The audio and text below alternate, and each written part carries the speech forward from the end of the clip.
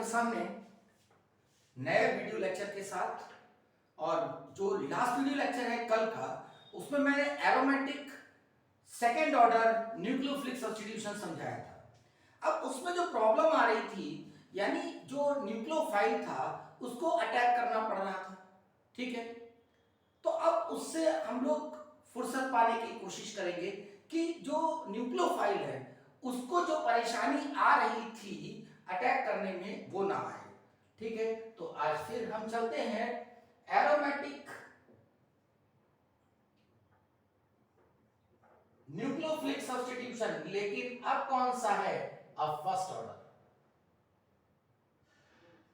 Aromatic first order nucleophilic substitution reaction, it's most important. अब देखिए यहां पर हम बात करते हैं इसकी।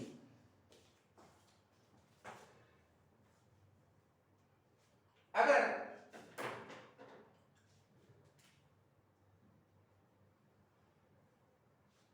एक इंपॉर्टेंट कंपाउंड होता है बेंजीन डायजोनियम क्लोराइड,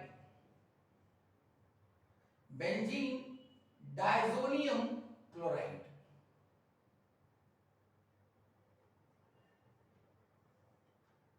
और ये सॉल्ट होता है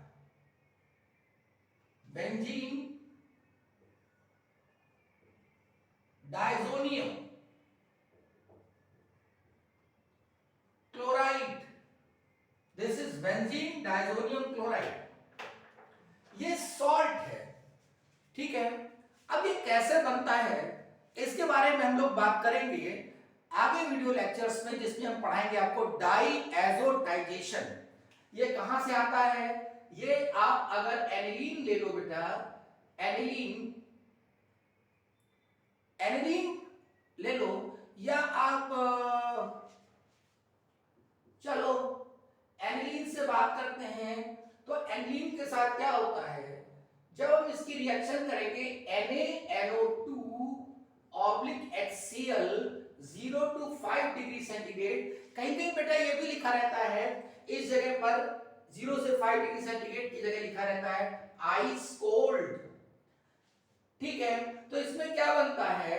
benzene diazonium chloride and double bond and Cl, this is benzene diazonium chloride, और क्या क्या निकल जाता है? NaCl निकल जाएगा और वाटर निकल जाएगा। खैर ये रिएक्शन जो है इसको कहते हैं डाईएजोटाइजेशन। डाईएजोटाइजेशन बहुत इंपॉर्टेंट रिएक्शन है ये। एनिलीन से बेंजीन डायजोनियम क्लोराइड बनाया जाता है, it is diazotization, this is the reaction. अब इसकी मैकेनिज्म मैं आगे किसी वीडियो लेक्चर में बताऊंगा, अभी इसकी जरूरत नहीं है। अभी हमें क्या जरूरत है? इस कंपाउंड की जरूरत है जो हमारे सामने यहां पर है। चलिए बात करते हैं, बहुत इंपॉर्टेंट बात है। हमारे सामने आ गया बेंजीन डायजोनियम क्लोराइड। अब इनको देखते हैं क्या है। एक्चुअली जो बेंजीन डायजोनियम क्लोराइड है वो ऐसा है,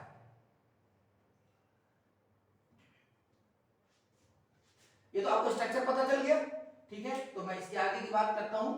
यहां पर देखिए इसको हटा दिया मैंने Cl माइनस को। अब ये जो यहां पे रखा है, ये देखिए ये यहां पर है बेटा, इस जगह देखिए नाइट्रोजन पर लोन पेयर है, ये नाइट्रोजन पर लोन पेयर है। इधर देखिए ये नाइट्रोजन पर लोन पेयर, इस नाइट्रोजन पर लोन पेयर है, डबल बॉन्ड और N पे प्लस है, this is benzene diazonium chloride. अब देखिए अगर मैं कहूं कि ये इधर घूम जाता है तो क्या परेशानी भाई? जा सकता है, जा सकता है और जाएगा तो क्या होगा? देखिए ये इसका रेजोनेटिंग स्ट्रक्चर हुआ, बेंजीन डायजोनियम क्लोराइड का रेजोनेटिंग स्ट्रक्चर, N पे ट्रिपल बॉन्ड आ गया और प्लस यहां आ गया। देखिए ये जो है रेजोनेटिंग स्ट्रक्चर है बेंजीन डायजोनियम क्लोराइड का।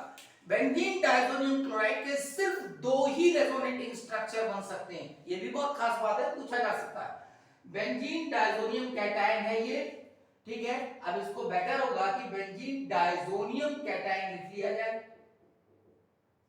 Benzene diazonium cation. अब मेरा बेटा इसमें क्या खास बात है, जरा देखिए नाइट्रोजन के कितने इलेक्ट्रॉन दिखाई दे रहे हैं? 2 2 4 2 6 और ये 2 8। ठीक है, यहाँ पे लोन पेयर रखा हुआ है। अब यहाँ पे इसका भी ऑक्टेट कंप्लीट है, इसका भी ऑक्टेट कंप्लीट है। अब क्या होगा, अब सोचिए इस बात को, यहां पे पॉजिटिव है और बेंजीन पे यहां पे पाई बॉन्ड है। मैं इसको क्या ऐसे कर सकता हूं बेटा, मेरी बात सुनो, क्या मैं इसको मैं ऐसे दिखा सकता हूं, और अगर दिखा सकता हूं तो उसके बाद क्या बनेगा जरा उसको भी देखा जाए। मैं ऐसे बना लेता हूं, देखिए यहां पे ये आया, ये डबल बॉन्ड, ये नाइट्रोजन ऐसा और प्लस यहां आ गया। अब ये रेजोनेटिंग स्ट्रक्चर इसका, इस पे ध्यान दीजिए, इस पे बहुत सवाल आते हैं, क्या ये रेजोनेटिंग स्ट्रक्चर पॉसिबल है? This resonating structure is not possible. क्यों नहीं पॉसिबल है? क्योंकि नाइट्रोजन पर देखिए, नाइट्रोजन पर एक इलेक्ट्रॉन, दो इलेक्ट्रॉन, 3 4 5 6 7 8 9 10 इलेक्ट्रॉन दिख रहे हैं इस पर, 10 इलेक्ट्रॉन, इस पर कितना है 1 2 3 4 5 6 7 8, इस पे 8 है। ये पॉसिबल है, लेकिन ये पॉसिबल नहीं है। नाइट्रोजन पर 10 इलेक्ट्रॉन नहीं हो सकते हैं, क्यों? क्योंकि नाइट्रोजन के पास वैकेंट ऑर्बिटल नहीं होता है। इसीलिए PCl5 तो पॉसिबल है, लेकिन NCl5 पॉसिबल नहीं है, क्योंकि nitrogen is not ready to accommodate 10 electrons. ठीक है, ये बात बहुत इंपॉर्टेंट है। तो कभी भी नाइट्रोजन पर 5 कोवैलेंट बॉन्ड लिखे हों, कभी भी नाइट्रोजन पर 5 कोवैलेंट बॉन्ड हो, तो वो स्ट्रक्चर पॉसिबल नहीं है। इसका मतलब this resonating structure is not possible, most important. Okay, कभी भी ऑप्शन में मिल जाएगा।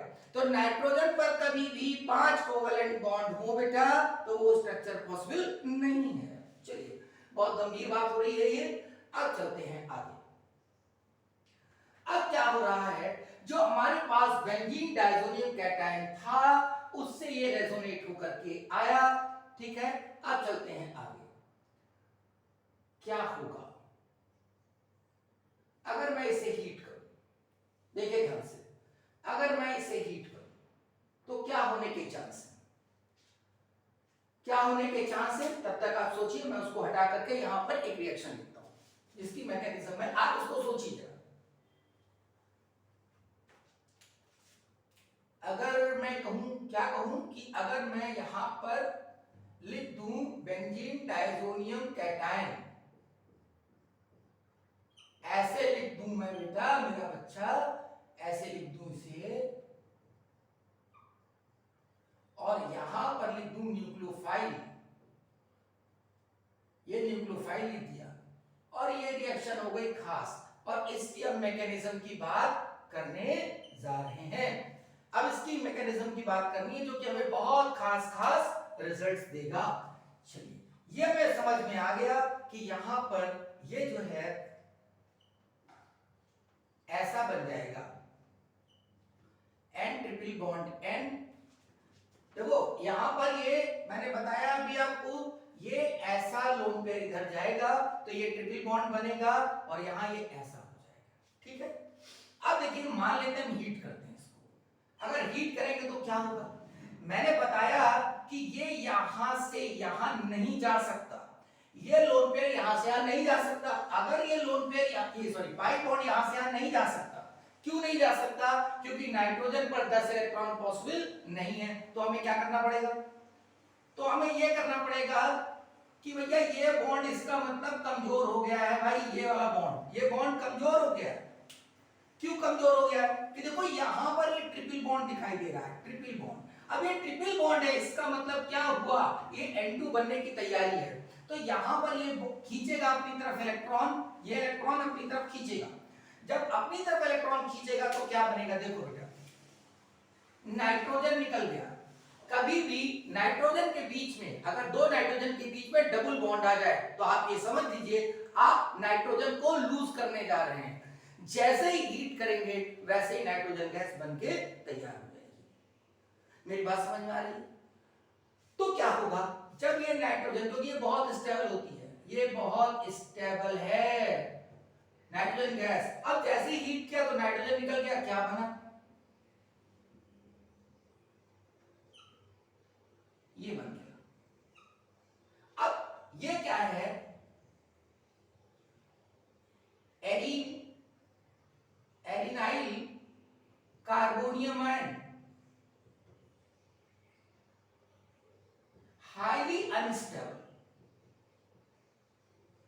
ये हाईली अनस्टेबल है। अब ये अनस्टेबल अगर है बेटा तो क्या होगा, अब तुरंत आके न्यूक्लियोफाइल इस पर अटैक कर देगा,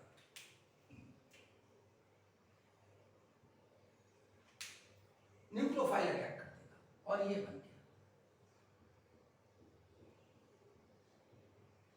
ये बन गया। अब ये मैकेनिज्म है, आप सोचिए इस बात को, लास्ट वीडियो लेक्चर में देखिएगा तो मैंने बताया था कि बेंजीन और बेंजीन डेरिवेटिव्स पर, बेंजीन और बेंजीन डेरिवेटिव्स पर न्यूक्लियोफाइल का अटैक करना मुश्किल होता है, क्योंकि बेंजीन कैसा है, इलेक्ट्रॉन रिच कंपाउंड है, तो उस पर न्यूक्लियोफाइल का अटैक करना मुश्किल है, यानी nucleophilic substitution reaction aromatic compounds में डिफिकल्ट होता है।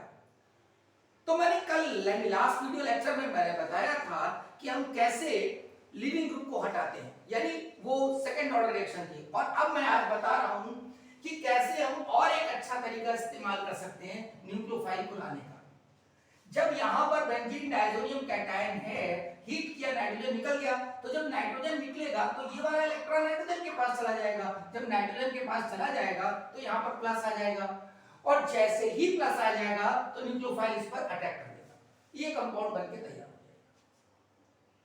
अब ये रिएक्शन जो है इतनी ज्यादा इंपॉर्टेंट है, देखिए इसमें क्या बात है, पहली बात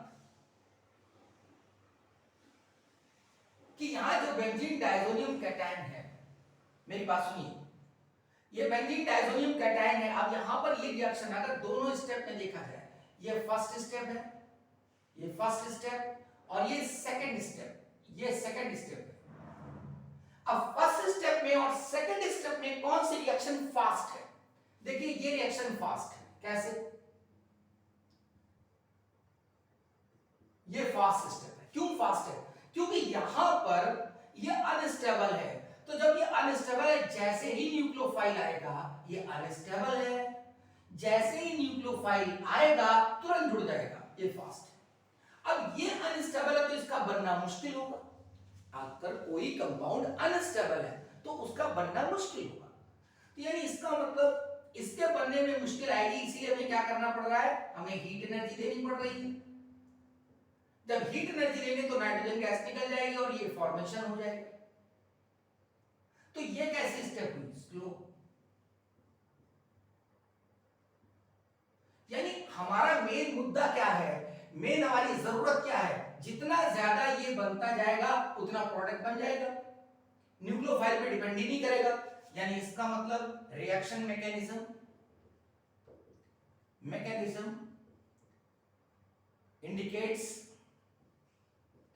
indicates that reaction is not depend on the concentration of nucleophile, nucleophile के कंसंट्रेशन पर डिपेंड नहीं करेगा, it is depend on the concentration of diazonium cation, diazonium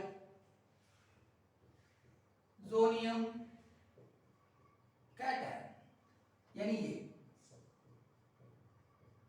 ये इस पर डिपेंड करेगा, इसके कंसंट्रेशन पर। इसका मतलब इसका कंसंट्रेशन जितना ज्यादा लेंगे उतना ज्यादा ये बनेगा एरिन कार्बोनियम आयन, और उतना ज्यादा प्रोडक्ट बनेगा। इसका मतलब रेट ऑफ रिएक्शन किसके प्रोपोर्शनल होगी, concentration of diazonium cation, proportional sign हटा दें, रेट कांस्टेंट लगा दें। So this is the first order reaction, this is first order reaction, यानी ये क्या होगी बेटा, ये aromatic nucleophilic first order substitution reaction.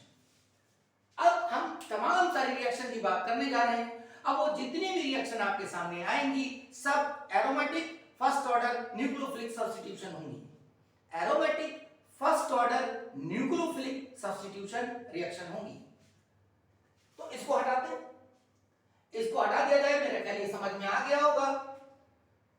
हमने इसमें क्या बताया? हमने बताया कि एक कंपाउंड हमने लिया बेंजीन डाइज़ोनियम कैटायन, उसको हीट किया। जब हीट करेंगे तो नाइट्रोजन पर 5 बॉन्ड नहीं बन सकते हैं।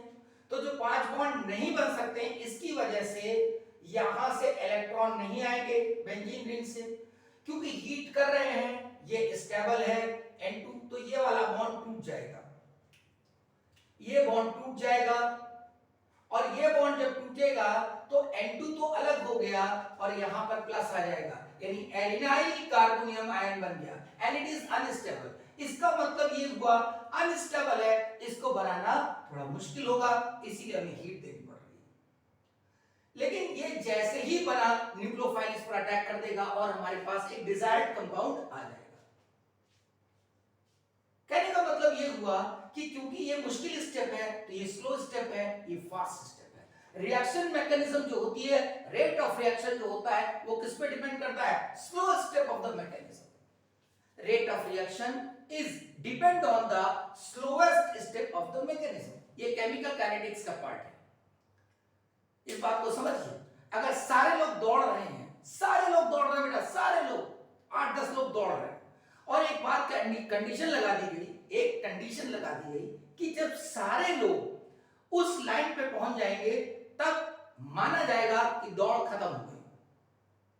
मेरी बात सुनिए, कई लोग दौड़ रहे हैं और यह कंडीशन लगा दी गई कि जब सारे लोग उस लाइन को पहुंच जाएंगे तो माना जाएगा कि दौड़ खत्म हो गई। तो दौड़ कब खत्म होगी?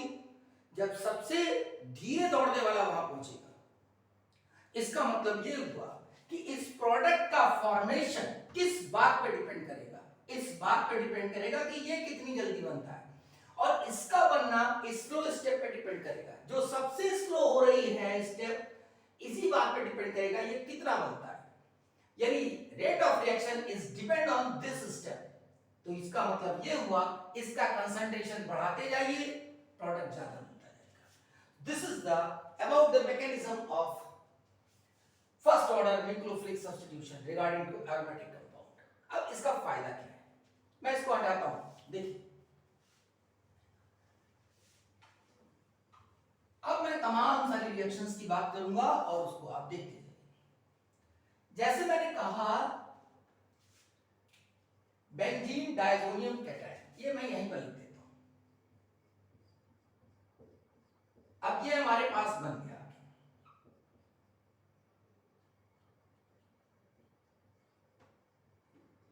ये बेंजीन डाइज़ोनियम कैटायन, याद कर लीजिए बिल्कुल इसको। 10 बार बोलिए, बिना बोले कुछ याद नहीं होता है, लिखिए और बोलिए।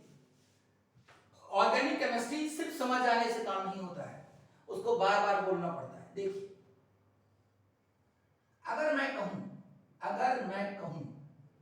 Cu Cl2 HCl हीट, अगर मैं कहूं Cu Br2 HCl हीट, अगर मैं कहूं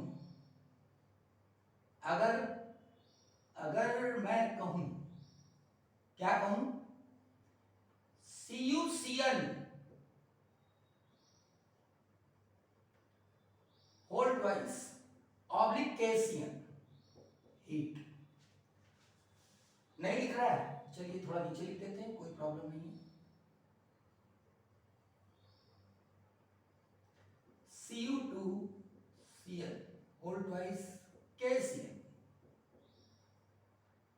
अब देखिए यहां पर बेटा हमें कुछ नहीं करना है, सब में हीट कर रहे हैं तो सब में ही इसको ठीक से लिख देंगे।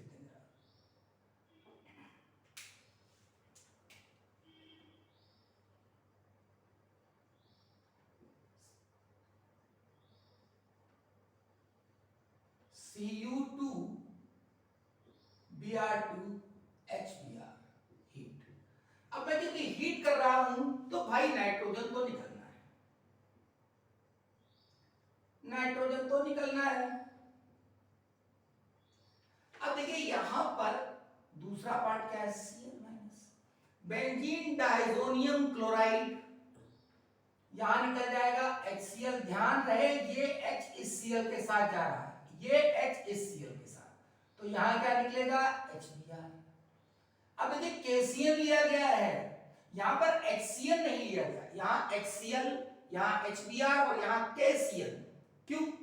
क्योंकि HCl अगर हम लेंगे तो ये वीक एसिड होता है, it is not easily ionised. तो आयनाइज जब नहीं होगा यानी H प्लस और Cl माइनस में ये आसानी से नहीं टूटता है। हमको चाहिए क्या, न्यूक्लियोफाइल, तो यहां पर न्यूक्लियोफाइल नहीं मिलेगा, इसलिए KCl लिया गया है।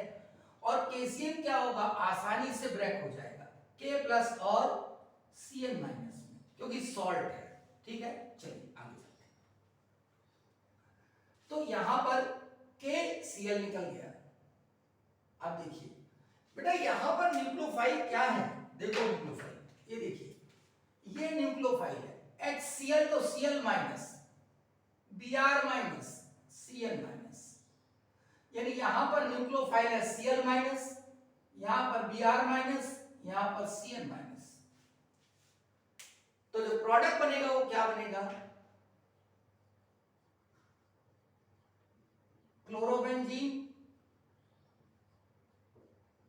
ब्रोमोबेंजीन,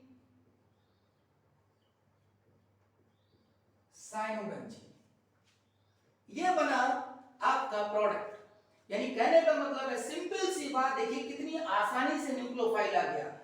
ये किसका कमाल है, ये उस पीछे मैकेनिज्म का कमाल है। यानी नाइट्रोजन आसानी से निकल जाएगा और Cl माइनस न्यूक्लियोफाइल, ये कैटलिस्ट है बेटा। Cuprous chloride, cuprous bromide, cuprous cyanide, ये कैटलिस्ट है। इस रिएक्शन का नाम क्या है, सैंडमियर रिएक्शन।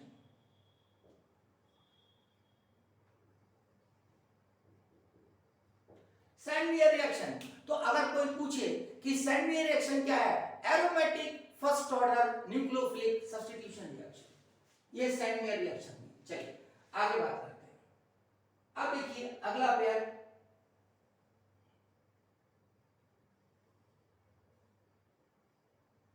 थोड़ा सा ऊपर लिख देते हैं क्योंकि रिएक्शन बहुत है और वो आपको समझनी होगी। अब यहां पे क्यूप्रस क्लोराइड लिया है, अगर मैं सिर्फ कॉपर ले लूं, क्यूप्रस क्लोराइड की जगह कॉपर ले लूं यहां पर भी, तो कोई अंतर नहीं है बेटा, कोई अंतर नहीं है, सेम प्रोडक्ट। कॉपर HCl, ये तीन रिएक्शन है, सेम प्रोडक्ट बनेगा, क्लोरोबेंजीन, ब्रोमोबेंजीन, साइनोबेंजीन। बस अंतर इतना है, इसका नाम है गटरमैन रिएक्शन, गटरमैन रिएक्शन। यानी ये हो गया आपका, ये तीनों रिएक्शन गटरमैन है। अंतर क्या है, यहां पर इसका सॉल्ट लिया गया था कॉपर का, और यहां पर हमने क्या लिया है, कॉपर मेटल। चलिए आगे चलते हैं। बहुत इंपॉर्टेंट रिएक्शन है, हाँ बिल्कुल। देखिए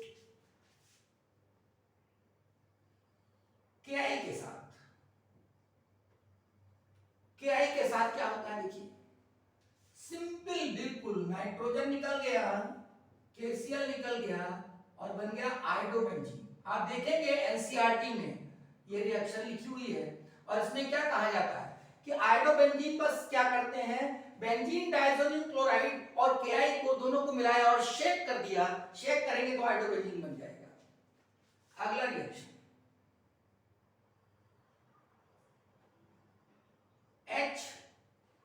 HBF4 oblique heat.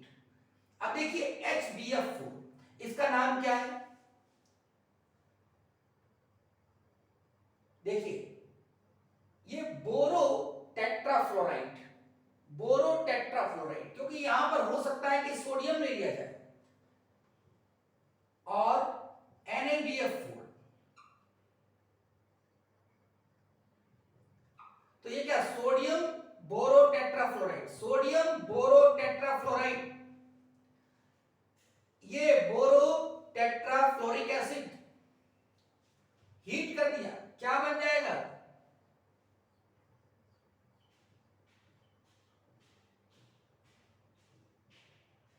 फ्लोरोबेंजोइक acid, फ्लोरोबेंजोइक acid. अब देखिए सारी रिएक्शन एक जैसी है और ये सब रिएक्शन, सारी की सारी reaction aromatic first order nucleophilic substitution reactions है। आगे देखिए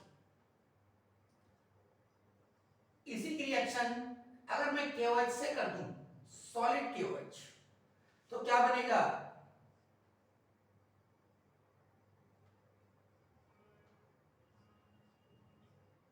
फिनॉल,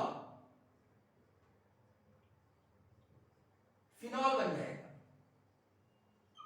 फिनॉल बन गया। KOH क्या निकल जाएगा, N2 निकल जाएगा, KCl निकल जाएगा। आगे देखिए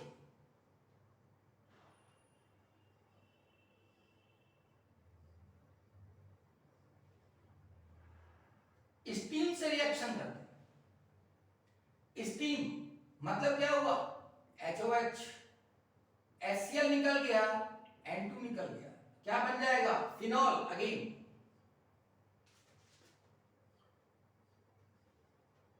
फिनॉल। अब देखिए कितनी रिएक्शन आपकी कंप्लीट होती जा रही है, ये फिनॉल बन गया।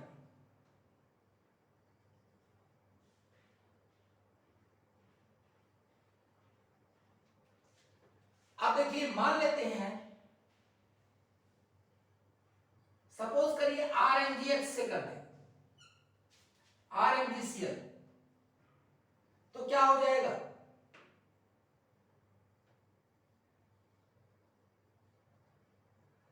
देखिए MgCl2 निकल जाएगा,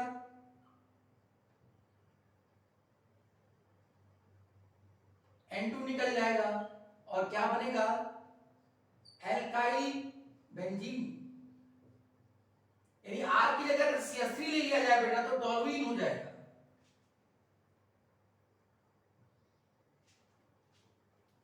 अब यहां पर ले लें अगर हम CH3ONA, अब देखिए सब में क्या है, न्यूक्लियोफाइल तो हम देख रहे हैं, हर एक में न्यूक्लियोफाइल, यहाँ पे न्यूक्लियोफाइल Cl, यहाँ पे Br minus, Cn minus, I minus, F minus, यहाँ पे क्या है R माइनस, जो ग्रिग्नार्ड रीजेंट होता है, ग्रिग्नार्ड रीजेंट, तो ग्रिग्नार्ड रीजेंट में क्या होता है, MgCl R माइनस होता है, MgCl प्लस होता है।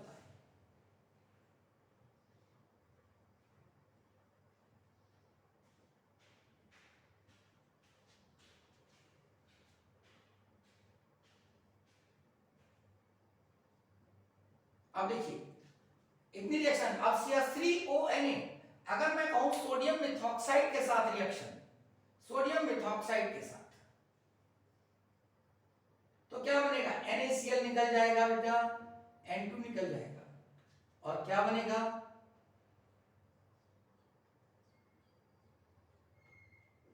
OCH3 एनिसोल, एनिसोल बन जाएगा।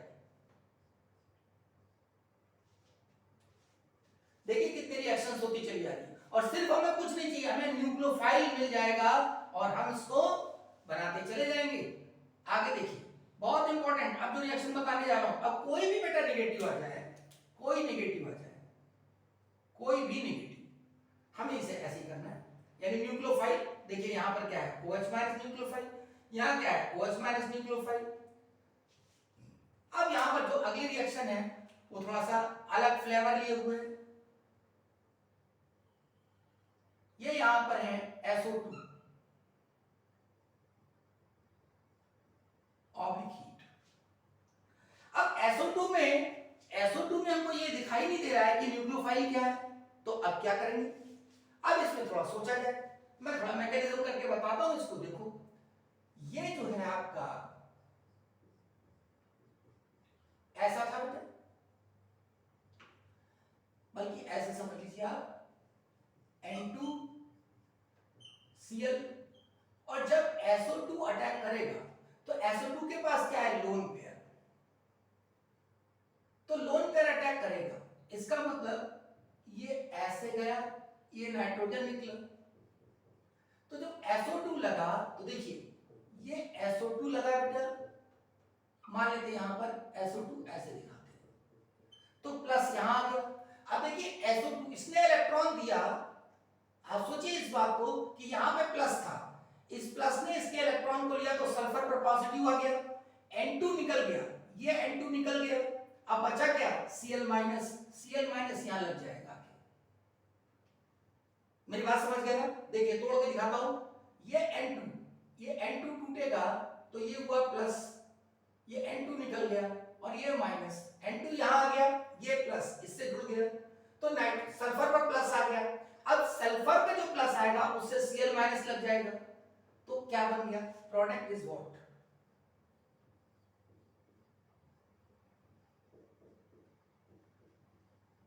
This is benzene sulphonyl chloride. Benzene क्या बोला मैंने, इट इज बेंजीन, यहां पे लिख देता हूं, चलिए ऊपर लिख देता हूं, बेंजीन, हो सकता है अगर यहां ना दिखे तो मैं बोल रहा हूं, benzene sulphonyl chloride, and this is most important reagent, Hinsberg reagent, Hinsberg reagent, Hinsberg reagent, Hinsberg reagent बेटा प्राइमरी, सेकेंडरी और टर्सरी एमाइंस को चेक करने के काम में आता है, प्राइमरी, सेकेंडरी और टर्सरी एमाइंस को डिफरेंशिएट करने के काम में हिंसबर्ग रिएजेंट आता है। तो मैंने आपको ये कुछ रिएक्शंस बताई, तमाम ऐसे रिएक्शन है, मैंने आपको ट्रिक बताई, आपको न्यूक्लियोफाइल ढूंढ लेना है। अब जैसे मान लीजिए एक रिएक्शन और देखते हैं, देखिए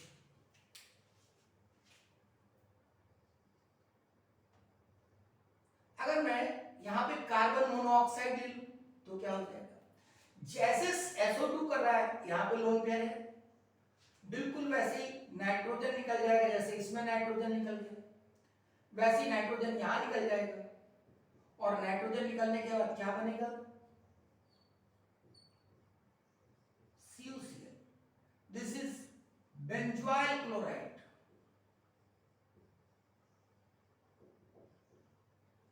तो ये जो है कौन सी रिएक्शंस है बेटा, ये सारी reactions aromatic nucleophilic first order substitution reactions है।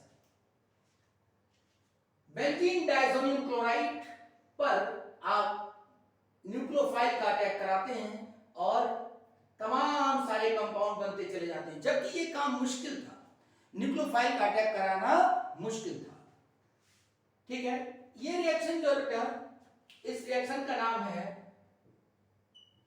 बाल्ज सीमेंस रिएक्शन, बाल्ज सीमेंस रिएक्शन। तो देखिए कितनी इंपॉर्टेंट रिएक्शंस यहां पर बन गई हैं, है ना। तो आप इसको एक कॉपी पर पेन लेकर के बार बार लिख करके, जैसे मैं बोल रहा हूं ऐसे ही बोल बोल करके प्रैक्टिस कर लें, और इसमें से सवाल आने की पूरी उम्मीद है, पूरी गुंजाइश है। दैट्स ऑल, मेहनत करें।